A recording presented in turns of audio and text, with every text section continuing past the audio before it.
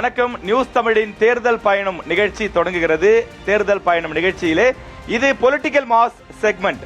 இன்று நாம் பல்வேறு பெருமைகளுக்கு சொந்தம் கொண்டிருக்கக்கூடிய அரியலூர் மாவட்டத்திற்கு வந்திருப்பதை நாங்கள் மிகுந்த பெருமையோடு நினைக்கின்றோம். தேர்தல் பயணம், தேர்தல் பயணம், தேர்தல் பயணம். நியூஸ் தமிழ்.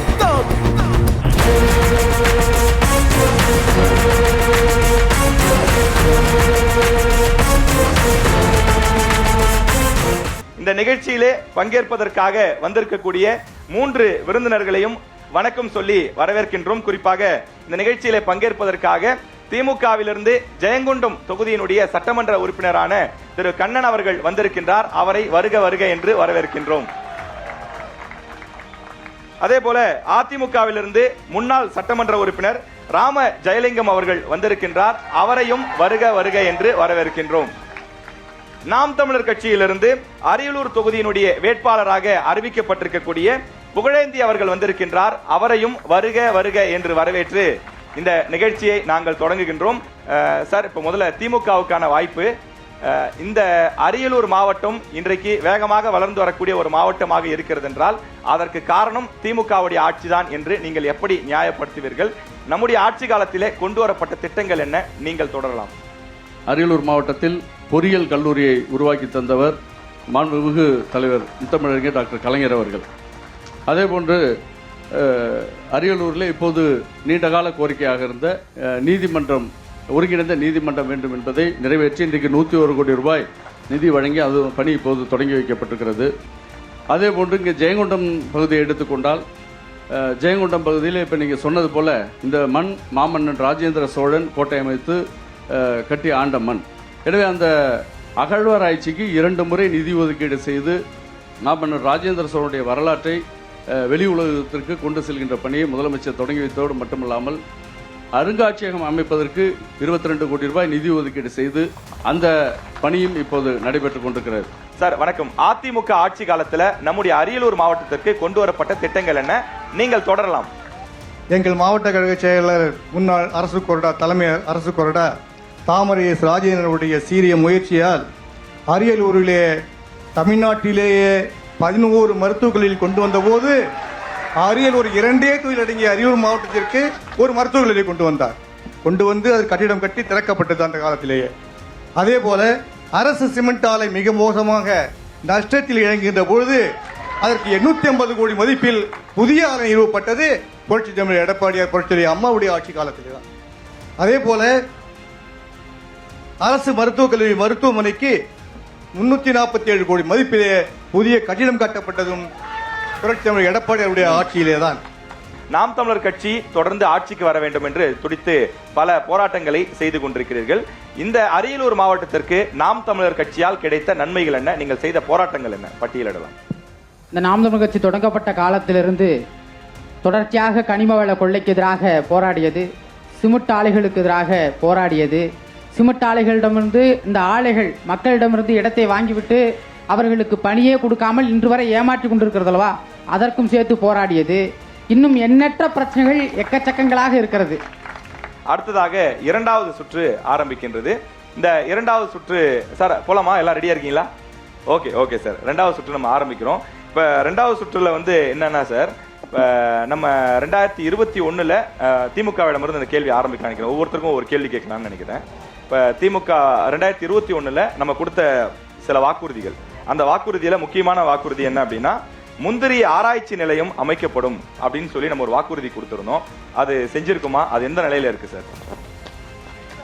முந்திரி ஆராய்ச்சி நிலையம் துவங்க வேண்டும் என்று சட்டமன்றத்தில் நானும் அது குறித்து பேசியிருக்கிறேன். அதற்கு 2025ஆம் ஆண்டு முந்திரி பதப்படுத்தும் தொழிற்சாலை பரணத்திலே தொடங்கப்படும் என்று அறிவித்து அதற்கான இடம் கண்டறியப்பட்டு அரசுக்கு அனுப்பப்பட்டிருக்கிறது. மீண்டும் 2026 எங்க ஆட்சி தான் வரும். கண்டிப்பா அதை நாங்கள் நிறைவேற்றி தரோம். சார், எனக்கு தெரிஞ்சு இந்த முந்திரி சம்பந்தப்பட்ட இந்த கேள்வி, அந்த கோரிக்கை, முந்திரி பழச்சாறு சம்பந்தப்பட்ட தொழிற்சாலை ஒரு 20 ஆண்டுகளா நம்ம அரியலூர் மாவட்டத்தில் இருக்கு. ஏன்னா கிட்டத்தட்ட 1 லட்சம் ஏக்கருக்கு மேல இங்க பயிரிடுறாங்க. ஜெயங்கொண்டம் பக்கத்தில் இருக்கக்கூடிய செந்துறை, கைகாட்டி, ஆண்டிமடம் உள்ளிட்ட பல பகுதிகளில் 1 லட்சம் ஏக்கருக்கு மேல பயிரிடுறதா மக்கள் சொல்றாங்க, விவசாயிகள் சொல்றாங்க. அப்ப அந்த முந்திரி பழம் வேஸ்டா போகுது. கிட்டத்தட்ட 12 மணி நேரம் மட்டும்தான் தாங்கும். அதை வந்து அதுல ஃபென்னிங்கிற மதுபானம் தயாரிக்கலாம், அப்படி இல்லைன்னா பழச்சாறு மாதிரி தயாரிச்சு அதை மருந்து பொருளா பயன்படுத்தலாம், வெளி மாநிலங்களுக்கும் வெளி நாடுகளுக்கும் ஏற்றுமதி பண்ணலாம்னு சொல்றாங்க. ஏராளமான மருத்துவ குணங்கள் இருக்கு, உங்களுக்கு தெரியாது இல்லை, நீங்க இந்த மண்ணின் மைந்தர் எல்லாருமே. அப்படி இருக்கிறப்ப அதோடைய முக்கியத்துவம் என்னன்னு எல்லாத்தையும் விட உங்களுக்கு நல்லா தெரியும். நீங்க 2021 பிரச்சாரம் பண்றப்ப பல முறை வாக்குறுதி கொடுத்தீங்க. நம்ம முதலமைச்சர் அப்ப வந்து இங்க பேசுறப்ப அதை அழுத்தியே சொன்னார் செஞ்சு கொடுக்குறேன்னு. ஆனா செஞ்சு கொடுக்கலங்கிறப்ப அது ஏமாற்றம் தானே சார் மக்களுக்கு? இல்லை, இப்போ நீங்கள் சொல்கிறது முந்திரி வாரியமே இப்போ தொடங்கப்படும்னு இப்போ கடந்த பட்ஜெட் கூட்டத்தொடரில் வேளாண்மை துறை பட்ஜெட்டில் அறிவிச்சிருக்கிறாங்க. அடுத்தது நீங்கள் சொல்கிறீங்க அந்த ஃபென்னி சொல்கிறீங்க இல்லையா, அது மாதிரி முந்திரி பழச்சாறு மதிப்பு கூட்டப்பட்ட பொருட்கள், இது வந்து தமிழ்நாட்டில் இதுவரை அது மாதிரி முன்னுதாரணம் எந்த தொழிற்சாலையும் இல்லை. இல்லை, அதான் நம்ம திராவிட மாடல் அரசு ஒரு முன்னுதாரணமா இருந்திருக்கலாமே. நீங்கள் கேட்கறது வந்து கோவாவில் தான் இருக்குது.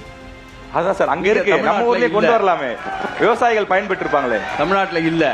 அதனால வேற எந்த மாநிலத்திலும் இது போல, கோவா தவிர மற்ற மாநிலங்களில் அண்டை மாநிலங்களில் இல்லை. அதனால இப்போ முந்திரி வாரியம் அமைக்கப்படும் என்று சொல்லியிருக்கிறார்கள். நம்ம பகுதியிலே முந்திரி தொழிற்சாலை அமைக்கப்படும் என்ற அறிவிப்பு வெளியிட்டு அதற்கான நிதி ஒதுக்கீடும் செய்யப்பட்டிருக்கிறது. கண்டிப்பாக 2026 அதை நாங்கள் நிறைவேற்றுவோம். சரி, ஓகே. கேள்வி கேட்டுட்டேன், பதில் சொல்லிட்டீங்க, மக்கள் மன்றத்தில் பார்த்துட்டு இருக்காங்க. இன்னும் ஒரே ஒரு கேள்வி, முக்கியமான கேள்வி கேட்கணும்னு நினைக்கிறேன் சார். ஜெயங்கொண்ட, அதாவது முதலமைச்சர் அவர்கள் 2/4/2021 அரியலூர்லயும் வச்சு பிரச்சாரம் ஈடுபடுறாங்க. அரியலூர், பெரம்பலூர் வேட்பாளர்களை ஆதரிச்சு பிரச்சாரம் பண்றாங்க. அப்ப எதிர்க்கட்சி தலைவர் ஜெயங்கொண்டத்துல காகித தொழிற்சாலை அமைக்கப்படுமா அப்படின்னு கேட்டிருந்தீங்க. முதலமைச்சர் சொன்ன வாக்குறுதி, ஆனா கொண்டு வரல சார். இல்லை, இப்போ ஏற்கனவே அம்மையார் ஜெயலலிதா அவர்கள் முதலமைச்சராக இருந்தபோது ஸ்ரீரங்கத்தில் அது மாதிரி ஒரு காகித தொழிற்சாலை யூனிட் 2, அதாவது கரூருக்கு அப்புறம் அங்கே ஆரம்பித்தாங்க.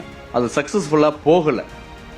அதனால தான் நானும் சட்டமன்றத்தில் இதை கேட்டேன். நீங்கள் பார்த்தீங்க, அந்த கோரிக்கை வச்சோம். இந்த பகுதியில் நிறைய யூக்கலிப்டஸ் அது மாதிரி சவுக்கு நிறைய விளையுது, அதனால் ஜெயங்கொண்ட பகுதியில் வேணும்னு கேட்டோம். அதற்காக நிதி ஒதுக்கீடு செய்து அந்த அளவுக்கு அதில் உற்பத்தியும் பயனும் இருக்குமானா அது இருக்காதுன்னு சொல்லி அரசாங்கம் அதை இப்போ செயல்படுத்த இயலாதுன்னு சொல்லி இருக்கிறாங்க. அப்படி ஒரு வாய்ப்பு இருந்தால் அது பயன் இருக்காது இப்ப அப்படின்னு சொல்லி ஏற்கனவே ஸ்ரீரங்கத்தில் இருக்கிற யூனிட் வந்து பயன் இருக்காது அப்படின்னா நம்ம அதை வாக்குறுதியா கொடுத்துருக்க வேணாம்ல சார்? ஏன்னா மக்கள் அதை நம்பி தானே ஓட்டு போட்டிருப்பாங்க. இல்ல, இப்ப இது காரணம் நீங்க கொரோனாவுக்கு பிறகு ஒரு பக்கம் பொருளாதார பிரச்சனை. ஓகே, அதிமுகவிடம் சில கேள்விகள் கேட்கணும் அப்படின்னு ஆசைப்படுறேன். 2011 இருந்து 2021 வரைக்கும் 10 ஆண்டுகள் நம்மளுடைய ஆட்சி தான் இருந்தது. அரியலூர் மாவட்ட மக்கள் பல முறை உங்களுக்கான வாய்ப்புகளை கொடுத்துருக்காங்க. சட்டமன்ற உறுப்பினர்களாக உங்களை தேர்வு செஞ்சிருக்காங்க. உங்களுடைய கூட்டணியிலையும் வேட்பாளர்கள் வெற்றி பெற்றிருக்காங்க. அப்படி இருக்கிறப்ப இந்த அரியலூர் மாவட்டத்துடைய வளர்ச்சிக்கு நீங்க செஞ்சது என்ன? இங்க இருக்கக்கூடிய இளைஞர்கள், ஏராளமான படிச்ச இளைஞர்கள் இருக்காங்க, இன்னைக்கு வேலை இல்லாம சென்னையில போய் வேலை பார்க்கறான், அப்படி இல்லைன்னா வெளி மாநிலங்கள்ல போறான். அதிகம் பேர் இங்க வெளிநாட்டுல போய் வேலை பார்க்கறான். வெளிநாட்டுலனா ஏதோ பெரிய வேலை கிடையாது, சாதாரண வேலைகளை நம்ம ஆட்கள் பார்க்கறாங்க. நீங்க உள்ளூர்லயே தேவையான தொழிற்சாலையை நம்ம ஆட்சியில கொண்டு வந்திருந்தா இந்த மாவட்டத்துக்கு பெரிய வளர்ச்சியா இருந்திருக்கும்ல. இல்லை, அதற்காக தான் இதை பற்றி தொழிற்சாலையை ஆரம்பிக்க வேண்டும் என்று பல முயற்சிகள் எடுக்கப்பட்டது. இன்றைக்கு அரியலூரில் சிமெண்ட் தொழிற்சாலையை 2வது யூனிட் 740 கோடி செலவில் நாங்கள் உருவாக்கி இருக்கிறோம்னா இளைஞர்களுடைய வேலை வாய்ப்பை பெருக்கிறதுக்காக தான். இதெல்லாம் தொழிற்சாலை ஒன்று தான் வரல, ஆனால் அதுவும் அதுதானே முக்கியம். இளைஞர்களுடைய வேலை வாய்ப்புக்கு அதுதானே இல்லை, அதுக்கு தான் தனியார் பங்களிப்பு கொடுக்க முடியாத ஒரு சூழ்நிலை ஏற்படுறதுல தொழிற்சாலை கொண்டு வர முடியல. வருங்காலத்தில் இந்த வருகின்ற அனைத்து இந்திய அண்ணா திராவிட முன்னேற்ற ஆட்சியில் கண்டிப்பாக அது செயல்படுத்தப்படும் என்பது இங்க உறுதி. அவர் கண்ணன் பேசுறப்ப எங்க ஆட்சி தான் வருங்கிறாரு, நீங்க பேசுறப்ப உங்க ஆட்சி தான் வருங்கிறீங்க. அவரும் அதான் சொல்லுவார் நினைக்கிறேன். யாருடைய ஆட்சி தான் வரும்? ஜெயங்கொண்டத்துக்கு ஏற்கனவே தொழிற்சாலை நாங்க கொடுத்துட்டோம். சரி, ஓகே ஓகே ஓகே. இந்த மாவட்டத்தை மட்டும், கங்கை கொண்ட சோழபுரத்தை மட்டும் இன்னும் நல்லா டெவலப் பண்ணோம் அப்படின்னா ஏராளமான சுற்றுலா பயணிகள் வருவாங்க. இன்னைக்கு வந்து தாஜ்மஹால் என்ன சார், தாஜ்மஹால் அதை விட பெரிய அதிசயம் நம்ம ஊர் கங்கை கொண்ட சோழபுரம். ஒத்துக்கிறீங்களா? எல்லாருமே ஒத்துக்கிறீங்க தானே? கண்டிப்பா. அப்ப அதை உலக மக்கள் கிட்ட கொண்டு போய் சேர்க்க, குறைஞ்சபட்சம் இந்தியாவில் பக்கத்தில் இருக்கிற ஆந்திரா, கர்நாடகா, கேரளா இங்க கொண்டு போய் சேர்க்க நம்ம என்ன சார் செஞ்சிருக்கோம்? அதுக்கான சட்டமன்றத்தில் பொன்னேரியை ஆழப்படுத்தி அதில் தண்ணீர் கொண்டு வந்து படகூட வேண்டும் என்று நான் பேசினேன் சட்டமன்றத்தில். அதனுடைய எதிர்வழியாக எங்கள் மாவட்ட கழக செயலாளர் முன்னாள் அரசு கோட்டா அவர்கள் வைப்பூத்தூத்தூரிலே ஒரு கதவணை திட்டத்தை கொண்டு வந்தார். 740 கோடி செலவில் 25 லட்சம் ரூபாய் அதற்காக ஆய்வு செய்வதற்காக மட்டும் ஒதுக்கப்பட்டு அந்த இடம் தேர்வு செய்யப்பட்டு ஆய்வு செய்யப்பட்டு உருவாக்கப்பட இருந்தது. ஆனால் திராவிட முன்னேற்ற ஆட்சியிலே அதை ரத்து செய்து விட்டார்கள். அந்த திட்டம் நிறைவேறி இருந்தால் அதன் மூலமாக பொன்னேரிக்கு தண்ணீர் வரும். அதற்கு பொன்னேரிக்கு தண்ணீர் வரும். அந்த 740 கோடி ரூபாய் திட்டத்தை நிறைவேற்றி இருந்தால் அந்த திட்டம் மூலமாக ஜெயங்கொண்டம் கங்கையேஸ்வரன் கோயில் அருகில் உள்ள பொன்னேரிக்கு அங்கிருந்து வாய்க்கால் மூலம் தண்ணீர் வரும். அப்போ தண்ணீர் வந்து இருந்தால் இங்கே படகு விட முடியும், அது சுற்றுலா மையமாக ஆக்கியிருக்க முடியும், எல்லாமே செய்திருக்க முடியும். சார் முதல்ல ஒண்ணே போதும் நீ குற்றச்சாட்டை வச்சிட்டீங்க, அண்ணன் பதில் சொல்லணும். சார் இப்ப அண்ணன் சொல்றாரு கொள்ளிடத்துல அநியாயமா அரியலூர் வளர்ச்சி தடுத்து நிறுத்திட்டீங்களே சார். ஆமா அவர் சொல்றாரு இல்ல, பதில் சொல்லிடுறேன். 25 லட்சம் ரூபாய் நிதி ஒதுக்கி ஆய்வு பண்றதுக்கு ஒதுக்கின 2018ஆம் ஆண்டு 740 கோடி ரூபாய் திட்ட மதிப்பீடு வந்துச்சுன்னு சொன்னாரு. 2021 வரலையும் அவங்க தான் ஆட்சியில் இருந்தாங்க. ஏன் நிதி ஒதுக்கல? ஏன் டெண்டர் வைக்கல? டெண்டர் வச்சீங்களா? வைக்கல. 2019 கொரோனா வந்துச்சு, 21 வரலையும் கொரோனா, அவங்களால நிதி ஒதுக்க முடியல.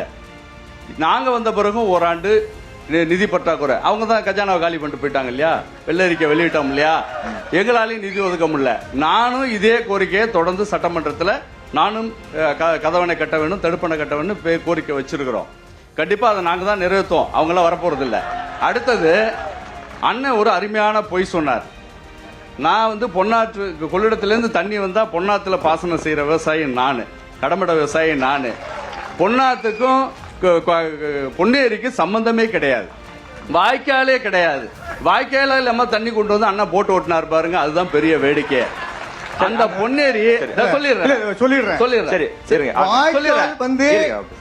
வாய்க்கால் வந்து அந்த திட்டம் நிறைவேறினால் பொன்னேரிக்கு வாய்க்கால் தண்ணீர் கொண்டு வரப்படும் சொன்னேன். கதவணை கட்டுற திட்டத்தை உருவாக்கத்துக்கு முயற்சி பண்ணோம். இல்ல அது தவறு. கதவணை போய் சொல்றீங்க. இல்ல கதவணைங்கிறது தண்ணியை தேக்க மட்டும்தான்.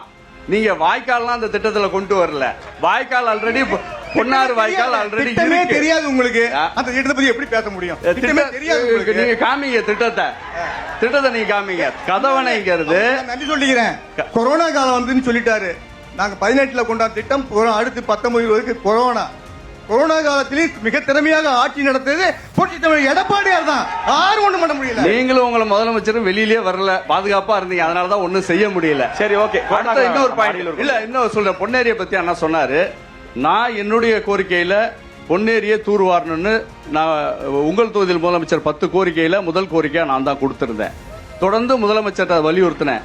இப்போ 11.5 கோடி ரூபாய் நிதி ஒதுக்கீடு செய்து அந்த பொன்னேரியை சீரமைக்க பணியை தொடங்கி வச்சுட்டோம். விரைவில் அந்த பணி செய்ய எல்லாமே அறிவிப்போட சேருதான், செயல்படுத்த டெண்டர் விட்டாச்சுங்க.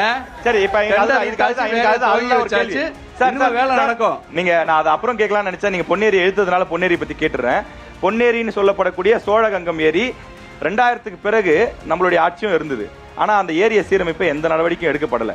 இந்த 5 ஆண்டுகள்லையும் கூட கிட்டத்தட்ட அதுக்கு தேவையான நிதி, அந்த ஒட்டுமொத்த ஏரிய பாசன திட்டமா மாத்தணும் அப்படின்னா 600 கோடி ரூபாய் தேவைன்னு சொல்லி நீர்வளத்துறை அதிகாரிகள் சொல்றாங்க. விஷயங்கள் இருக்கு, ரெக்கார்ட் இருக்கு. ஆனா நம்முடைய ஆட்சியில வெறும் 12 கோடி தான் ஒதுக்கி இருக்காங்க. 600 கோடி எங்க இருக்கு? 12 கோடி எங்க இருக்கு? சார் நீங்க சொல்ற 1500 ஏக்கர் வந்து இப்ப கிடையாது. இல்ல, இப்ப இருக்கிற ஏக்கரையே நம்ம மீட்டு எடுக்கணும், அதை வந்து தூர்வாரப்படணும். அதுக்கான நிதி வேணும்ல, பல ஊரே அப்புறப்படுத்த வேண்டி இருக்கும். இல்ல இப்ப கிடையாதுன்னா அதை ஆக்கிரமிச்சு வச்சிருக்காங்க, அப்படிதானே? அதையும் நம்ம மீட்டெடுக்க வேண்டியதை எப்படி அனுமதிக்க முடியும்? நம்ம அதை மீட்டெடுக்கணும். இப்ப அறநிலையத்துறையில நம்ம ஆட்சியில தான் பல ஆயிரக்கணக்கான கோடி ரூபாய் சொத்தை மீட்டெடுக்கிறீங்க. ஒட்டுமொத்தமா கட்சி வேறுபாடு எல்லாரும் பாராட்டுறாங்க. பிஜேபி பாராட்டினாங்க, ஹெச் ராஜா பாராட்டினாரு உங்களுடைய ஆட்சியை. பரவாயில்ல, இந்த ஆட்சியில் நிறைய மீட்டு கொடுத்திருக்காங்க அப்படின்னு. அந்த மாதிரி சோழகங்கம் ஏரியும் தமிழ்நாட்டினுடைய பெருமையை, தமிழ்நாட்டில் இருக்கக்கூடிய ஒரு பெரிய ஏரிய சோழர்களுடைய ஆட்சியை பார்த்து இன்னைக்கு உலக நாடுகளே வேக்குது. எப்படிடா இந்த இடத்துல வந்து இவ்வளவு பெரிய ஏரியை கட்ட முடியுது அப்படின்னு சொல்லி அந்த ஏரியை பத்தி பேசணும்னா ரொம்ப பேசலாம், ரொம்ப பிடிக்கும் எனக்கு. அந்த ஏரியை மீட்டெடுக்க வேண்டிய தேவை இருக்குல்ல. என்னை எல்லாம் விட உங்களுக்கு எல்லாருக்குமே ரொம்ப நல்லா தெரியும் அது. ஏன்னா அரியலூர் வந்து இன்னைக்கு ஒரு வறட்சியான பூமியா திரும்ப மாறிட்டு இருக்கு. ஆனா சோழர்களுடைய ஆட்சி காலத்துல அப்படி இல்லை. மிகப்பெரிய நீர் ஆதாரங்களை கொண்டு அவங்க சிறப்பா ஆட்சி பண்ணியிருக்காங்க. அப்ப அதை மீட்டெடுக்க வேண்டிய தேவை உங்களுக்கு இருக்குல்ல. பொறியாளர்கள் வந்து எஸ்டிமேட் போட்டு தான் அவங்க நிதி ஒதுக்கீடு செஞ்சிருக்கிறாங்க. அது சீரமைப்பு பணிக்கு. நீங்க சொல்ற மாதிரி பல ஊர்களை எடுத்து அதை செய்யணும்னா அது 600 கோடி வேணும். அது இப்ப சாத்தியம் இல்லை, அதுக்கான நிதி ஒதுக்கிறதுக்கு இப்ப சாத்தியம் இல்லை. அதனாலதான் முதல்ல இருக்கிற ஏரியை இருக்கிறத பாதுகாப்போம், இதுக்கு மேல ஆக்கிரமிப்பு வரக்கூடாது. விவசாயிகள் ஏற்கனவே வந்து அதுல விவசாயம் பண்றாங்க, அது ஆயக்கட்டு ஏரியா இருக்கு. அதனால விவசாயிகளுக்கு அது பயனுள்ளதா இருக்கணும் அப்படிங்கிறதுக்கு தான் அந்த சீரமைப்புக்கு போகுது. ஓகே சரி, ஓகே. பிரதர், நீங்க முன்னாடி ஏதோ குறுக்கிடணும்னு நினைச்சீங்க, நீங்க இப்ப சொல்லலாம். இப்ப சொல்லலாம். அண்ணா சொல்றாங்க ஆக்கிரமிப்பை எட்டுக்கவே முடியாது, வந்துருச்சு, இதுக்கப்புறம் நம்ம என்ன செய்ய முடியும்னு. இதே ஆக்கிரமிப்புகள் தான் இருந்தது சென்னைகளில். நைட்டோ நட்டா தூக்கி கொண்டு கண்ணகி பொண்ணு தூக்கி கொண்டு வெளியே போட்டீங்களே, சென்னைக்கு வெளியே போட்டீங்களே, அந்த ஆக்கிரமிப்பு எப்படி எடுக்க முடிஞ்சது? எப்படி எடுக்க முடிஞ்சது? Okay okay. ஆனா எப்படி எடுக்க முடிஞ்சது? அப்ப உங்களுடைய தனிப்பட்ட வாக்கு வேட்டைக்காக ஒரு ஏரி ஆக்கிரமிப்பதை எப்படி சகிச்சுட்டு நீங்க இருந்தீங்க? சரி, ஓகே. இப்ப நாம் எப்படி தமிழர் கட்சி வந்தீங்கன்னா எப்படி நீங்க எடுப்பீங்க? நீங்க இப்ப அதே கேள்வி உங்ககிட்ட வைக்கிறேன். நீங்க அடுத்த முறை ஆட்சிக்கு வந்துட்டீங்க, 2026 உங்களுக்கு தான். இப்ப அங்க வீடுகள் இருக்கு. இப்ப இவங்க சென்னையில இருந்து கொண்டு போய் போட்டாங்கன்னா திட்டுறீங்க, நீங்க என்ன பண்ணுவீங்க? அண்ணா முதல்ல அவங்களுக்கு மாற்று இடத்த பதில். அண்ணா மாற்று இடத்த நான் வச்சுட்டு மாற்று இடத்த வச்சுட்டு அந்த ஏரியா வைப்பேன்றேன் நான். இப்ப நீங்க அங்க இருந்து அவங்களை அகற்றிட்டு இல்ல கொண்டு போய் வேற இடத்துல பாதுகாப்பா வச்சுட்டு இதை வந்து ஏரியா மாத்துவீங்க அப்படின்னு சொல்றீங்க. அந்த மக்கள் போக மாட்டாங்களே, ஏன்னா அவங்க ஆண்டு காலமா அங்கதான் இருக்கிறாங்க. பல ஆண்டுகள் ஆயிடுச்சு, பல வருஷமா வந்துட்டாங்க. ஒரு 50 வருஷம் வச்சுப்போம், மினிமம் 50 வருஷம் வச்சுப்போம் இருந்துட்டாங்க. அவங்களுடைய கோயில், அவங்களுடைய விவசாய நிலங்கள், அருகாமை பள்ளிகள், இந்த மாதிரிலாம் வந்துருச்சு. போக மாட்டாங்கல்ல. அதைத்தான் நான் கேட்கிறேன். ஆக்கிரமிப்புன்னு வரும் பொழுது இவர்களை எடுத்திருந்தாங்கன்னா இந்த பிரச்சனை கிடையாது. நாங்க இப்ப புரிய வச்சு கொஞ்சம் வந்து இந்த புரிய வைக்கணும் போல. ஏரி எதற்காக தேவைப்படுது? ஏரி சும்மா தேவைப்படாது. ஏரியிலிருந்து தண்ணீர் எங்க எதற்காக விவசாயத்துக்கு தேவைப்படுது, மக்கள் குடிநீருக்கு தேவைப்படுது. ஏரி எவ்வளவு பாதுகாப்பானது என்று முதல்ல மக்களுக்கு புரிய வைக்கணும். சரிங்களா? இவங்க 700 ஏக்கரை அழிச்சு தள்ளிவிட்டு இப்போ வந்து அண்ணன் பேசுறாங்க தண்ணீருக்கு வாய்க்காலே இல்லைன்றாங்க. சரி, ஓகே. நாம் தமிழர் கிட்ட எனக்கு ஒரு கேள்வி இருக்கு. அவங்களால நான் கேள்வி கேட்டேன், உங்களை ஒரு கேள்வி கேட்டுறேன். இப்ப என்ன அப்படின்னா, நாம் தமிழர் கட்சியினுடைய தேர்தல் அறிக்கையை வெளியிட்டீங்க. அதுல என்ன சொல்றீங்க அப்படின்னா, எனக்கு அது ரொம்ப வித்தியாசமா இருந்தது. மக்கள் கூட சோசியல் மீடியால ரொம்ப அதை விமர்சனம் பண்றாங்க, எப்படி சாத்தியம் அப்படின்னு. அனைவருக்கும் அரசு வேலைங்கிறீங்க. இதனா வீட்டுக்கு ஒரு மரம் வளர்ப்போம் திட்டம் மாதிரி எல்லாருக்குமே அரசு வேலைன்னா அது எப்படி? இவரும் அரசு எம்ப்ளாயி, அவரும் அரசு எம்ப்ளாயி, அவரும் அரசு எம்ப்ளாயினா அது எப்படி சாத்தியம்? எனக்கு புரியல. கொஞ்சம் விளக்குனே நல்லா இருக்கும். வீட்டுக்கு ஒரு மரம் வளர்ப்போம் மாதிரி எல்லாருக்கும் அரசு வேலைன்னு சொல்றீங்களா, எப்படி சாத்தியம்? அவ்வளவுதான் கேள்வி. இப்ப ஒரு 1000 ஏக்கர்களை எடுத்து ஆடு மாடு மேய்க்கிறோம். அதற்கான திட்டங்களை படித்தவர்களுக்கு படிக்காதவர்களுக்கான வேலை வாய்ப்பை ஏற்படுத்துறோம். ஒரு குடும்பத்தில் 4 பேர், ஒருத்தன் படிக்காட்டியும் கூட அவனுக்கான அந்த ஆடு மாடு மேய்க்கக்கூடிய இடங்களில் மாடு மேய்ப்பது போன்றவன் படித்தவன் போய் செய்ய மாட்டான். கொஞ்சம் படிப்பில் குறைவாக இருக்கக்கூடியவன் நமக்கு இந்த வேலை செய்யன்றவங்களுக்கு அவனுக்கு அந்த வாய்ப்பு. அதே குடும்பத்தில் படித்தவர் இருப்பான், அவனுக்கு அந்த பால் பண்ணை உருவாக்குறது, இந்த மாடு எங்கே போகுது எங்கே வருது சிசிடிவி கண்காணிப்புகளில் இதை வந்து இந்த ஆடு மாடு மேய்ப்பதை கேவலமாக பேசக்கூடியவர்கள், ஏளனமாக நினைக்கக்கூடியவர்கள், இதே தனியாரில் 50,000 சம்பளம் தர்றோம் அப்படின்னா அங்கே போய் முதற்கட்டியாக நிற்பாங்க. உங்களுக்கு தெரியும், உங்களுக்கு இந்த செய்தி தெரிஞ்சிருக்கும்னு நினைக்கிறேன். கொரோனா முடிஞ்சு அதிக பட்டதாரிகள் படித்தவர்கள் எந்த வேலைக்கு விண்ணப்பம் தெரிவிக்க போனாங்க? சாலைகளில் துப்புரவு பணியாளர் இருக்காங்க இல்லையா, அந்த வேலைக்கு இவர்கள் பணிக்கு சேர முன்பட்டாங்க. பல பேர் போனாங்க. ஏன்னா வேலையில்லா திண்டாட்டம் நடத்துறதுனால. அதுக்கும் இதுக்கும் என்ன? நீங்க எப்படி எல்லாருக்கும் அரசு வேலை தரீங்க? அதான் என் கேள்விக்கு பதில் வந்ததா எனக்கு தெரியல. நான் சொல்றேன் இருங்கண்ணா. ஆடு மாடு மேய்ப்பது தமிழ்நாட்டுல ஒரு தோராயமா 2 கோடி குடும்பம் இருக்கு. தோராயமா கொஞ்சம் முன்ன பின்ன 2 கோடி குடும்பம் இருக்கு. 2 கோடி அரசு ஊழியர்கள் இது எப்படி சாத்தியம்? ஆனா சாத்தியப்படுத்தலாம்னா அதான் எப்படின்னு கேக்குறேன். இப்ப கரண்ட்ல ஒரு 10 லட்சம் பேர் இருக்காங்க, அரசு ஊழியரா 9 லட்சம் பேர் இருக்காங்க, அவ்வளவுதான். அதுக்கே பாத்தீங்கன்னா தமிழ்நாட்டுடைய பட்ஜெட்ல பாதி போயிருது. 4.5 லட்சம் கோடியில கிட்டத்தட்ட 2 லட்சம் கோடி அதுக்கு தான் போகுது. ஏற்கனவே தமிழ்நாடு 10 லட்சம் கோடி கடன்ல இருக்கு. அப்படி இருக்கிறப்ப நாங்கள் வந்தவுடன் அனைத்தையும் அரசு வேலையாக்குவோங்கிறீங்க. தொழிற்சாலைகளை உருவாக்குறோம்னா அந்த தொழிற்சாலை மூலமாக இருக்கக்கூடிய இளைஞர்களுக்கு குறைந்தபட்ச ஊதியம் எவ்வளவு? நாங்க ஒரு தொழிற்சாலை 2 தொழிற்சாலை சொல்லியேன்னா, அரியலூர் சட்டமன்ற தொகுதியில அரியலூர் மாவட்டத்துல நிலமும் வளமும் சார்ந்த சொல்லி சணல் தொழிற்சாலை மற்றும் காய்கறி பதப்படுத்தக்கூடியது, ஆடு மாடுகள் மேய்ப்பதற்கான அதிக இடங்களை கொண்ட இடங்கள் அதிகம் மாவட்டம். இந்த ஆடு மாடுகளை மட்டும் மேய்ச்சி அதில் இந்த இறைச்சிக்கான தொழிற்சாலை உருவாக்குறது, இப்படி போன்ற பல்வேறு இயற்கை பாதிக்காத அளவு நிலமும் வளமும் சார்ந்த தொழிற்சாலைகளில் தமிழ்நாடு முழுவதும் உள்ள இளைஞர்களுக்கு வேலை வாய்ப்பை நாங்கள் வழங்க தயாராக இருக்கிறோம். நாங்க சாத்தியமில்லாத பேசல. அண்ணா ஒரே நிமிஷம். 2016 நிராகரிச்ச கேவலப்படுத்திய விமர்சனம் செய்த 2016 ஆட்சி வரைவின் திட்டங்களை பலவற்றை 2 கட்சிகளும் மாறி மாறி வாக்குறுதியா கொடுத்திருக்காங்க, செயல்படுத்தி இருக்காங்க. நாம கேட்டது உங்க கேள்வி. நீங்க அவங்கள ஆரோக்கியமா கேள்வி கேட்கிறதுக்கு முன்னாடி அனுமதிச்சோம், செஞ்சிருக்காங்க. அதனால இன்னைக்கு நீங்க ஏளனமாக என் கேள்விக்கு பதில் சொல்லி முடிச்சிட்டீங்களா? முடிச்சிட்டேன். அதுதான் முடிச்சிட்டீங்களா? இங்க உள்ள ஒவ்வொரு மாவட்ட அரசு ஊழியர்களுக்கும் உருவாக்கப்படும் இல்ல ஆடு மாடு அவர் சொன்னீங்க. அப்ப 2 கோடி பேருக்கு ஆடு மாடு தானா இல்ல வேற 2 கோடி பேருக்கு ஆடு மாடு என்னென்ன வேலை அதை சொல்லுங்க. நீங்க 2 கோடி பேருக்கு வேலை வாய்ப்பு நான் ஒரு வேலை சரியா எனக்கு புரியலன்னு நினைக்கிறேன். ஒரே நிமிஷம், மக்களுக்கு எல்லாம் புரிஞ்சிச்சுன்னா ஓகே. நியூஸ் தமிழுடைய பொலிட்டிக்கல் மாஸ் நிகழ்ச்சியில ஒரு புது செக்மெண்ட் நம்முடைய செய்தியாளர் ஷாம் அவர்களை அன்புடன் வரவேற்கின்றேன். உங்களுடைய மாவட்டத்தினுடைய பிரதான பிரச்சனைகள் தொடர்பான சில கேள்விகளை வைக்கிறதுக்காக விவசாய சங்கத்திலிருந்தும் பொதுமக்கள் சார்பாக ஒரு சிலர் வந்திருக்கிறாங்க. அவங்களுடைய கேள்விகள் என்ன கேட்கலாம். அரியலூர் மாவட்டம் வரலாற்று பெருமையும் நிறைய தொல்லியல் எச்சங்களும் நிறைந்திருக்கக்கூடிய பகுதி. இப்பகுதியிலே மாமன்னர் ராஜேந்திரனுடைய பெயரில் ஒரு மிகப்பெரிய ஒரு தொல்லியல் பல்கலைக்கழகம் ஏற்படுத்தினால் அது மிக மக்களுக்கும் இம்மன்னனுடைய பெருமையை உலகத்தில் பறைசாற்றக்கூடிய வகையில் அமைந்திருக்கும். பிரதர், நாம் தமிழர் உங்ககிட்ட கேட்கணும்னு நினைக்கிறேன். ஏன்னா இங்க நிறைய வரலாற்று எச்சங்கள் நிறைய இருக்கு, மாமன்னர்கள் வாழ்ந்த இடம், நிறைய விஷயங்கள் இருக்கு.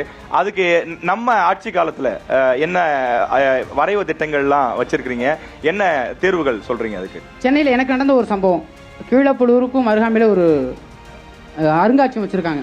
டைனோசர் முட்டை இருக்கு அப்படின்னு சொல்லி. அது கூட கொஞ்ச நாள் முன்னாடி ட்ரோல் பண்ணப்பட்டது. அது பெரம்பலூர் எடுக்கப்பட்ட முட்டை, அது சுண்ணாம்பு கற்கள் அப்படின்னு. அதனால என்ன பண்ணாங்க, அரியலூர்ல வந்து டைனோசர் முட்டை இல்லை, அது வெறும் சுண்ணாம்பு கற்கள் என்று சோசியல் மீடியாக்கள்ல வந்து பரப்பப்படுது ஒரு பொய் மாதிரி. ஆனா உண்மையிலேயே டைனோசர் வாழ்ந்ததுக்கான லட்ச படிவங்கள் அங்கே இருக்கு. இது அரசு என்ன பண்ணியிருக்கணும்னா, இதெல்லாம் இருக்கு என்று சொல்லி மக்கள் மத்தியில் சுற்றுலா இருக்கக்கூடியவர்கள், சுற்றுலா துறையில் சார்ந்தவர்களுக்கு விழிப்புணர்வு ஏற்படுத்தி சுற்றுலா பயணிகள் வந்து போனா அந்த எச்சங்கள் குறித்து பேசுவதற்கான வாய்ப்புகளை வழங்கப்படலை. 2 கோடி பேருக்கு எப்படி வேலை வாய்ப்பு கொடுப்பீங்க? 2 கோடி பேருக்கு எப்படி வேலை வாய்ப்பு கொடுங்களேன். இந்த சுற்றுலாத்துறையிலையும் வேலை வாய்ப்பு இருக்கு. சரிங்களா? அரியலூர் அப்படின்னா டைனோசர் முட்டை அது எங்க இருக்கும் அப்படின்னு தேடி மட்டுமே வர்றாங்களே ஒழிய மற்ற சுற்றுலா பகுதிகளை தேடி வர்றது. இந்த 1000 ஆண்டு கோயில், ராஜராஜேஸ்வரன் கோயில் 2 தான். அரியலூர்னா டைனோசர் முட்டை எங்க இருக்கும் அதை பார்க்கலாமா, இல்லைன்னா ராஜேந்திர சோழன் இங்கே கங்கை கொண்ட சோழபுரம் வந்து போகலாமான்னு மட்டும் தான் இருப்பாங்க. ஆனா இந்த மண்ணை நாம் ஒரு ஆய்வக மாவட்டமா மாத்தணும். அதிமுக சார்பில் நீங்க சொல்லுங்க, இப்ப அந்த பல்கலைக்கழகம் ஒன்று அமைக்கப்படணும்னு சொல்லி சொல்றாங்க. உங்க ஆட்சி காலத்துல நீங்க என்ன நடவடிக்கைகள் எடுத்திருக்கீங்க, இதுக்கு நீங்க என்ன தீர்வு வச்சிருக்கீங்க, இந்த கோரிக்கை எப்படி பாக்குறீங்க? பல்கலைக்கழகங்கள் அமைப்பதற்கான வாய்ப்புகள் எங்கேயும் சொல்ல கிடையாது. ஆமா, ஏன்னா பல பல்கலைக்கழகங்கள் நிறைய நிறுவப்பட்டு விட்டது. இல்லங்க, அரியலூர்ல எந்த பல்கலைக்கழகமும் இல்லன்னு நினைக்கிறேன். கண்டிப்பா இல்ல. ரெண்டாவது தொல்லியல் ஆய்வு, அவர் கேக்குறது யூனிக். தமிழ்நாட்டிலே அப்படி ஒரு தனித்துவமான பல்கலைக்கழகம் இல்ல, எல்லா இடத்துலயும் கேட்க முடியாது. அரியலூர்ல அதுக்கான சாத்தியங்கள் இருக்கு, தேவை இருக்கு. டைனோசர் முட்டை வேற எங்க கிடைச்சிருக்கு? அரியலூர்ல சாத்தியம் இருக்கு, கங்கேயூர்ல சாத்தியம் இல்லைன்னு சொல்றேன். ஏன்னா அரியலூர்ல மருத்துவ கல்லூரி இருக்குது, பொறியியல் கல்லூரி இருக்குது, ஆர்ட்ஸ் காலேஜ் இருக்குது, அனைத்து கல்லூரிகளும் இருப்பதால அங்க வாய்ப்பு இருக்குது. தொல்லியலுக்காக மட்டும் ஆய்வு பக்கத்திலேயே ஒரு ஆய்வு நடத்திக்கிட்டு இருக்கிறோம். இங்க அமைச்சர் அரங்கநாயகம் இருந்த காலத்துல இருந்து அது ஆய்வு நடத்திக்கிட்டு இருக்கிறோம். அதுல அந்த கட்டிடங்கள்லாம் தோண்டி எடுக்கப்பட்டு ஆய்வு அகழ்வாய்வு செஞ்சு பண்ணிக்கிட்டு இருக்கிறோம். அதனால தொல்வியலுக்காக ஒரு பல்கலைக்கழகம் அமைக்கிறதுக்கான சாத்தியக்கூறு கிடையாது. ஓகே, உங்களுடைய பார்வை. ஓகே, நன்றி. நீங்க சார்? பல்கலைக்கழகம் இப்ப அண்ணன் சொல்ற மாதிரி இப்ப அதற்கான சாத்தியம் இல்லை. ஏன்னா உங்களுக்கு தெரியும், ஒரு பல்கலைக்கழகம் ஆரம்பிக்கிறதா சாதாரண விஷயம் இல்லை. மத்த மாவட்டங்கள் கேட்க முடியாது. உதாரணம் அரியலூர்ல ரொம்ப யூனிக்கான விஷயம் சொல்றேன், அது வரணும்னு கோரிக்கை வைக்கிறாங்க. ஏற்கனவே கீழடியில உள்ள அறிக்கை ஒன்றிய அரசாங்கம் இன்னைய வரலையும் ஏத்துக்கல. தமிழனுடைய வரலாறு உலகளாவே போயிடக்கூடாதுங்கிறதுல ரொம்ப கவனமா இருக்கு ஒன்றிய அரசாங்கம். நாங்க அதுக்கு எவ்வளவு பெரிய அருங்காட்சியகம் கட்டி மக்கள் இன்னைக்கு எவ்வளவு லட்சக்கணக்கான மக்கள் போய் பாக்குறாங்கன்னு. அதனால இந்த ஆட்சி தான் கொற்கை, சிவகலை, கீழடி, கங்கை கொண்ட சோழபுரம், மாளிகைமேடு எல்லாத்துக்குமே அகழ்வாராய்ச்சி பணியை மிக சிறப்பாக செய்து நீங்க அருங்காட்சியகம் அமைத்து இன்னைக்கு உலக அளவில் பிரபலப்படுத்திருக்கிறது இந்த திராவிட மாடல் ஆட்சி தான். ஓகே, நன்றி. நன்றி. கங்கை கொண்ட சோழபுரத்திற்கு ஒரு தமிழுடைய கலாச்சாரம் கோயிலுக்கு மிக முக்கியத்துவம் கொடுக்கிற காரணத்தால் தான் பாரத பிரதமர் ஒரு கிராமத்துக்கு வந்தார். ஐயா ஐயா, அந்த பாரத பிரதமர் இங்க வந்ததுக்கு பிறகு இந்த கோயிலுடைய இது பரிணாமம் தமிழகம் எங்கும் உலகம் எங்கும் பரவி இன்னைக்கு பல ஆயிரம் பேர் தினசரி வந்து இருக்கிறாங்க. காரணம் அவருடைய அந்த அளவுக்கு ஒரு சிறப்பு. அவர் வந்தது பெருமைப்படுத்தல. அவர் என்ன சொல்றாரு? நீங்க சொல்லுங்க. இந்த பகுதியை பொறுத்தளவு முருங்கை விவசாயம் அதிகமாக செய்து கொண்டிருக்கிறார்கள் விவசாயிகள். அந்த விவசாயிகளுக்கு ஒரு குளிர்பதன கிடங்கு நம்ம அமைத்து தர முடியுமா? அமையக்கூடிய அரசு நாம் தமிழர், நீங்க சொல்லுங்க. ஆனா அரியலூர், ஜெயங்கொண்டம் நடுவில் நம்ம தொழிற்சாலைகள் உருவாக்குவது திட்டமிட்டிருக்கிறோம். நாம் தமிழர் கட்சி ஆட்சி வரைவில் கொடுக்கப்பட்டிருக்கு. நான் தனிப்பட்ட முறையில் நான் இந்த சட்டமன்ற தொகுதியில் வென்றா என்ன செய்வேன், அதை தாண்டி அரியலூர் மாவட்டத்தில் ஜெயங்கொண்ட பகுதியில் என்னென்ன உருவாக்க முடியும்ன்றதை நான் கொடுத்துருக்கிறேன். சரி, ஓகே, நன்றி. நீங்க சார், நீங்க சொல்லுங்க. அவருடைய கோரிக்கை நியாயமான கோரிக்கை தான். ஆனால் இப்போ வருகின்ற ஆட்சியிலே, எங்கள் ஆட்சியிலே அதை நாங்கள் கொடுத்து அதை பரிசீலனை செய்து அதற்கான ஆக்கப்பூர்வ நடவடிக்கை எடுப்போம் என்ற உறுதியை தான் நான் இப்பொழுது கூற முடியும்.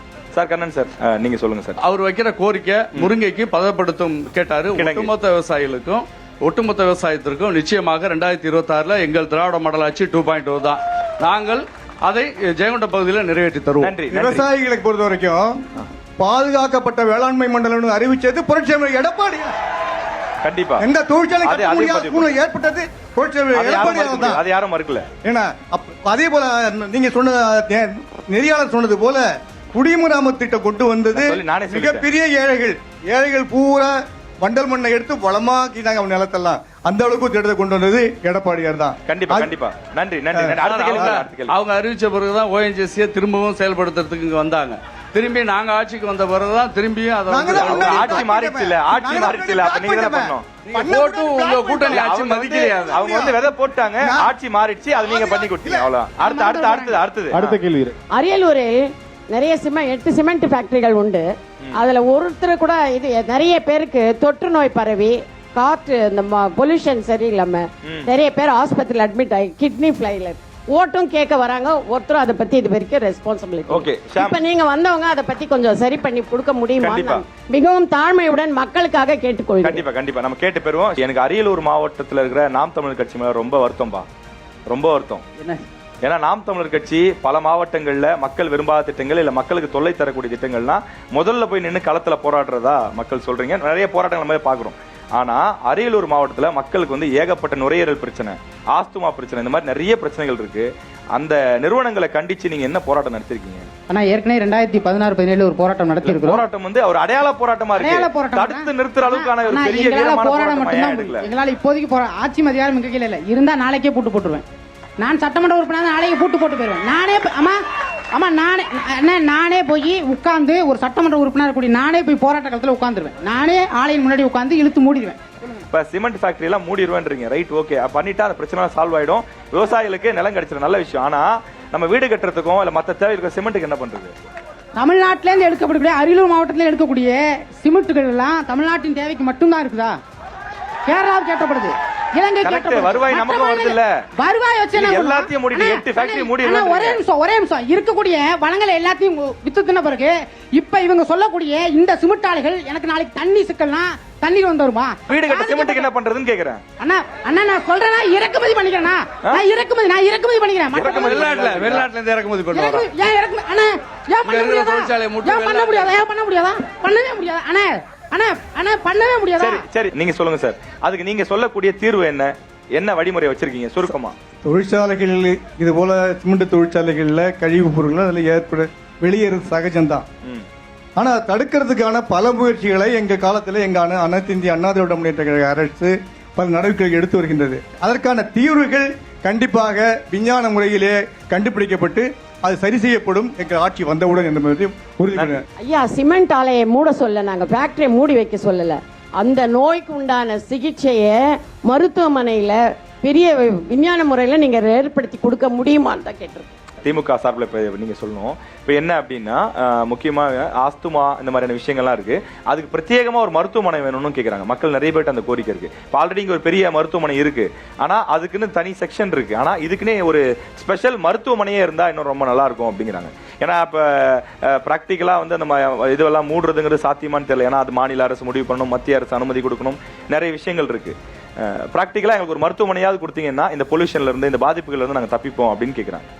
இல்லை, இப்போ அவங்க சொல்கிற மாதிரி முழுமையாக இந்த பொல்யூஷனால தான் இப்படி ஒரு பாதிப்பு ஏற்படுதுன்னா ஒவ்வொரு மாதம் இப்போ அரியலூரில் மருத்துவக் கல்லூரி மருத்துவமனை இருக்குது. எவ்வளோ பயனாளிகள் அதில் வராங்க அப்படின்னு பார்க்கணும். உண்மையாக அப்படி அதனால தான் பாதிப்பு இருக்குது, இந்த மாதிரி நிறைய பயனாளிகள் இருக்காங்கன்னா நிச்சயமாக அதுக்கான ஒரு தனி மருத்துவமனை உருவாக்கலாம். சரி, ஓகே சார், நன்றி. இந்த பகுதியில் வந்து நிறைய விவசாயம் நடந்துட்டு இருக்க பகுதி. ஆக்சுவலாக இப்போ வந்து விவசாயத்தை நிறைய பேர் விட்டுட்டு ஆரஸ்பதி, சவுக்கு அந்த மாதிரியான பயிர்களை தான் இப்போ வந்து பயிரிட ஆரம்பிச்சிருக்காங்க. எதனால் அப்படின்னா நிறைய இங்கே இந்த பகுதியில் வந்து வன விலங்குகள் அப்படின்னு சொல்லக்கூடிய இதெல்லாம் வந்து நிறைய இந்த விவசாய பகுதிகளை வந்து ஆக்கிரமிக்கிறதாலையும் அதனால் வந்து விவசாயிகள் நிறைய பாதிக்கப்படுறாங்க. ஓகே, நாம் தமிழர் கட்சி விலங்கையும் நேசிக்கிறீங்க, பயிரையும் நேசிக்கிறீங்க. இப்போ என்ன பண்ண போறீங்க? மாட்டீங்களா? என்ன பண்ண போறீங்க? ஆமா, மண் வந்து வளமா இருந்தா தான் விலங்குகள் வரும். ஒன்று புரிஞ்சுக்கணும், விலங்குகள் மட்டுமே தொந்தரவா இருக்கக்கூடாது. அப்படின்னா நம்ம எல்லாருமே மருந்து தான் சாப்பிடணும். என்ன நாம் தமிழர் கட்சி என்ன தீர்வு வச்சிருக்கீங்க? அதான் கேள்வி. விலங்குகளை நம்ம இருக்கக்கூடிய விலங்குகளை காடா வச்சிருந்தோம்னா அந்த இடத்துக்கு போயிருப்பாங்க. காட்டை அழிச்சு நீங்க வீட்டை கட்டினால அவங்க உங்க விளைநிலத்தை அழிச்சு வர்றாங்க. உண்மைதான். வீட்டை கட்டிருங்க, காட்டை அழிச்சு வீட்டை கட்டினா காட்டுல இருக்கக்கூடியது வீட்டை தேடிக்கா வரும். சார், அதிமுக சார்பில் மயில் வந்து தேசிய பறவை. தேசிய பறவையை தேசிய கட்சியோட கூட்டணியினால அப்படி சொல்றோமா?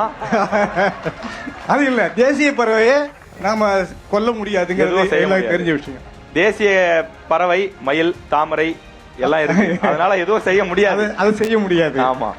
ஆனா நாங்க ஆட்சியில் இருக்கும்போது, நான் சட்டமன்ற உறுப்பினர் இருக்கின்ற போது இந்த பன்னி தொல்லையை பற்றி கேள்வி கேட்கப்பட்ட போது அதை சுட்டு வீழ்த்துவதற்கான உத்தரவை அந்த அந்த அமைச்சர் பிறப்பித்தார். எனவே அது இந்த ஆட்சியில் நடைமுறைப்படுத்தல, அதுக்கு நாங்க ஒன்றும் செய்ய முடியாது. சரி, ஓகே. வனவிலங்குகளை தடுக்கிறதுக்கு அப்படி ஒரு நடவடிக்கை எங்க ஆட்சி காலத்துல எடுக்கப்பட்டுச்சு அப்படின்னு நீங்க சொல்றீங்க சார். சார், இதே பிரச்சனையை நானே ஒரு விவசாயியா சந்திக்கிறேன். நானே சட்டமன்றத்தில் நானே பாதிக்கப்பட்டேன், நேரடியாக பாதிக்கப்பட்டேன். சட்டமன்றத்தில் நானும் இது குறித்து பேசினேன். Okay sir. அரசாங்கத்தில் இது குறித்து குழு அமைத்து பரிசீலித்து உரிய நடவடிக்கை எடுப்போம் தான் சட்டமன்றத்தில் எனக்கு பதில் சொல்லியிருக்கிறார். சரி, ஓகே, நன்றி.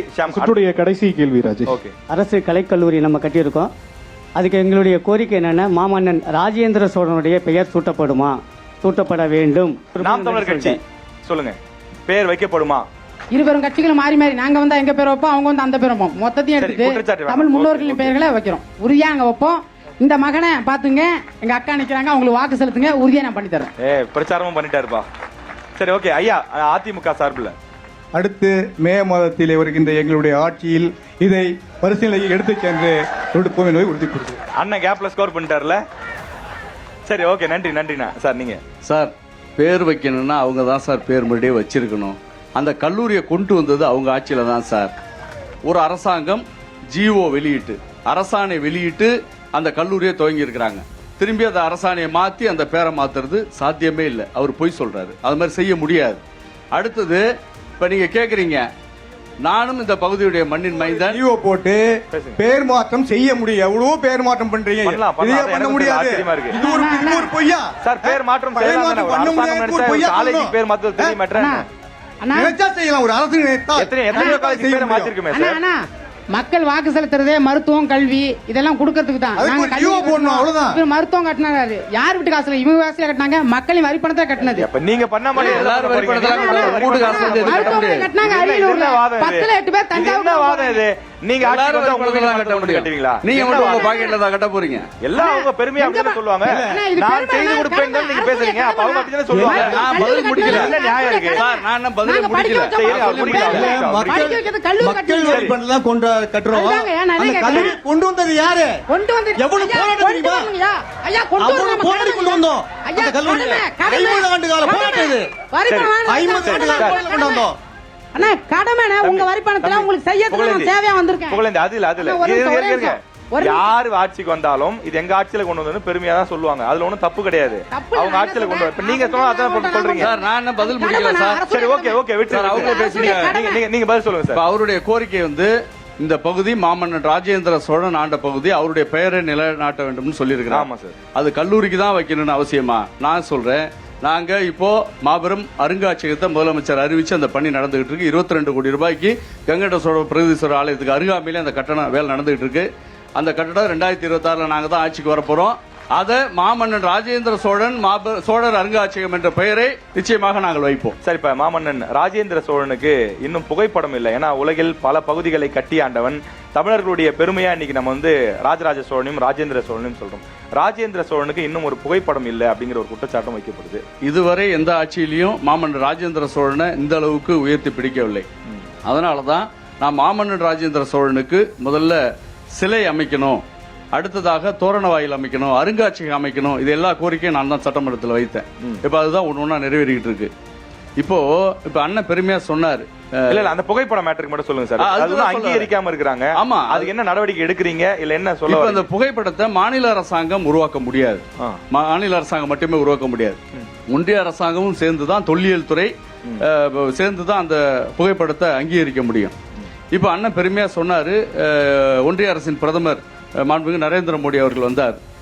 அவங்க நாணயம் வெளியிட்டாங்க. அதை இல்லாம என்ன சொன்னாங்க, சிலை அமைப்புன்னு கூட சொன்னாங்க. உருவப்படமே இல்லாம எப்படி சார் சிலை அமைக்க முடியும்? இல்ல, நீங்க தான் சொல்றீங்க மத்திய அரசு தான் உருவப்படத்தை வெளியிடணும். அவங்க உருவப்படத்தையும் வெளியிட்டு உருவப்படத்தை வெளியிடல, காயின் சிலை வைக்கும் போது தெரியும் அது என்ன உருவம்னு தெரியும். அப்ப உருவம் வரையணும். அப்ப நாங்க மட்டுமே அதை முடிவு பண்ண முடியாது. மாநில அரசாங்கமும் ஒன்றிய அரசாங்கம் சேர்ந்துதான் ஒரு உருவத்தை உருவாக்க முடியும், அங்கீகரிக்க முடியும். அது ஒன்றிய அரசாங்கம் அங்கீகரிக்கணும். அப்படி அதுக்கான முயற்சியை ஏற்கனவே நாங்க மேற்கொண்டிருக்கிறோம். நிச்சயமாக மீண்டும் நாங்கள் ஆட்சிக்கு 2026 வந்த பிறகு அதற்கான படத்தை உருவாக்குவோம். நாம் தமிழர் கட்சிக்கு அரியலூர் மாவட்ட மக்கள் ஏன் வாக்களிக்கணும், வாக்களித்தால் என்ன நன்மை கிடைக்கும்? இருக்கக்கூடிய கிராமங்களுக்கு தரமான சாலைகள் இல்லை. 70 வருடம் ஆயிடுச்சு நம்ம சுதந்திரம் அடைந்து. இன்னும் பல கிராமங்களில் சாலைகளே போடப்படலை. தரமான சாலைகள், தூய குடிநீர், சுத்திகரிக்கப்பட்ட குடிநீர் கொடுக்கப்படும். அதை தாண்டி விவசாயிகளின் வாழ்வாதாரம் முன்னேற்பதற்கு இப்போ நான் அரியலூருடைய வடக்கு பகுதிகளுக்கு சிமெண்டாலைகள் இருக்கக்கூடிய பகுதிகளில் தண்ணீர் இல்லை, வானம் பார்த்த பூமி அப்படின்னு சொல்கிறாங்க. நான் கொள்ளிடத்திலிருந்து அந்த ஆழ்துணை கிணறு மூலயமா, அந்த பைப்பின் மூலயமா தண்ணி கொண்டு வந்து இருக்கக்கூடிய ஏரி குளங்களை தூர்வாரி ஆழம் குத்தி அதில் சேமித்து அந்த நீர்களை விவசாய நிலங்களுக்கு பயன்படுத்தப்படும். அதற்கான வாக்குறுதிகளை நாங்கள் தரோம். ஓகே, நன்றி நன்றி சார். இப்ப அதிமுக சார்பில் நீங்கள் அரியலூர் மாவட்ட மக்களுக்கு சொல்லக்கூடிய வாக்குறுதி என்ன? மக்கள் ஏன் உங்களுக்கு வாக்களிக்கணும்? வாக்களித்தால் அரியலூர் மாவட்ட மக்களுக்கு என்ன நன்மை கிடைக்கும் அதிமுக சார்பில்? இளைஞர்களுக்கு வேலை வாய்ப்பு ஏற்படுத்துகிற அளவுக்கு சூப்பர் பெரிய தொழிற்சாலை அமைத்து கொடுக்கப்படும். ஓகே, எல்லா இளைஞர்களுக்கும் வேலை வாய்ப்பு உருவாக்கப்படும். சார், திமுக சார்பில் அரியலூர் மாவட்ட மக்கள் ஏன் உங்களுக்கு வாக்களிக்கணும், வாக்களித்தால் என்ன நன்மை கிடைக்கும்? மீண்டும் நாங்கள் ஆட்சிக்கு 2026 வந்த பிறகு அரியலூரிலே சிப்காட் தொழிற்சாலை உருவாக்குவதற்கான திட்டம் வைத்திருக்கிறோம். அதே போல செந்துறை பகுதியிலே முந்திரி தொழிற்சாலை தொடங்குவதற்கான திட்டம் வைத்திருக்கிறோம். நிச்சயமாக அதையெல்லாம் நாங்கள் நிறைவேற்றி வேலைவாய்ப்பை உருவாக்குவோம். ஓகே, நன்றி நன்றி. நியூஸ் தமிழின் தேர்தல் பயணம் நிகழ்ச்சியில பொலிட்டிக்கல் மாஸ் நிகழ்ச்சி அரியலூரில் மிக சிறப்பாக, அழகாக, அதாவது மக்களுடைய பேராதரவோடும் ரொம்ப ஒரு சகோதரத்துவத்தோடு அருமையாக நடைபெற்று முடிந்திருக்கிறது.